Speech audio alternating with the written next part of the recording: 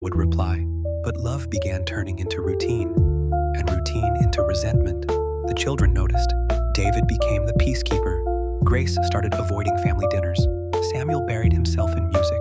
Esther cried quietly in her room. Joshua kept asking, "Why don't you both laugh anymore?"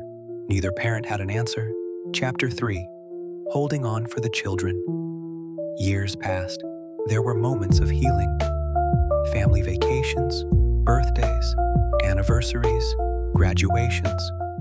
But beneath every celebration was unspoken pain. They tried counseling, they tried prayer, they tried silence. But sometimes love changes shape. It no longer looked like romance. It looked like responsibility. It looked like endurance. Daniel and Amina stayed together mostly because of the children.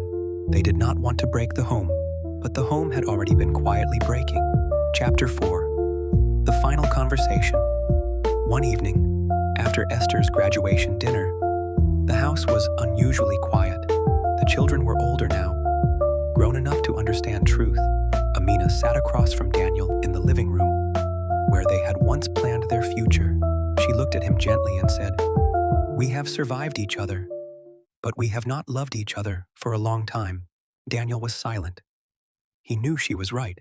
No shouting, no anger, just honesty. After nearly 27 years of marriage, they made the hardest decision of their lives. They would go their separate ways, not because they hated each other, but because they both deserved peace. Chapter 5. Telling the children. The family gathered that Sunday. There were tears. There was silence. There was heartbreak. David nodded with painful understanding. Grace cried openly. Samuel stared at the floor. Esther held her mother's hand. Joshua asked if this meant the family was ending. Amina smiled through tears.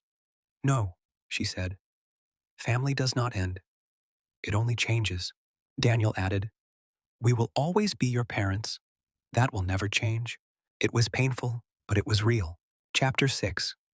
Separate roads, shared love. Months later, life looked different. Daniel moved into a smaller home nearby and began learning how to be present, not just successful. Amina rediscovered herself, her peace, her joy, and the woman she had been before marriage demanded all of her. The children adjusted slowly. Birthdays were still celebrated. Graduations still mattered. Sunday dinners still happened. Love still existed, just in a different form. Daniel and Amina were no longer husband and wife, but they became something equally important. Two people who finally chose truth over appearance. And sometimes, that is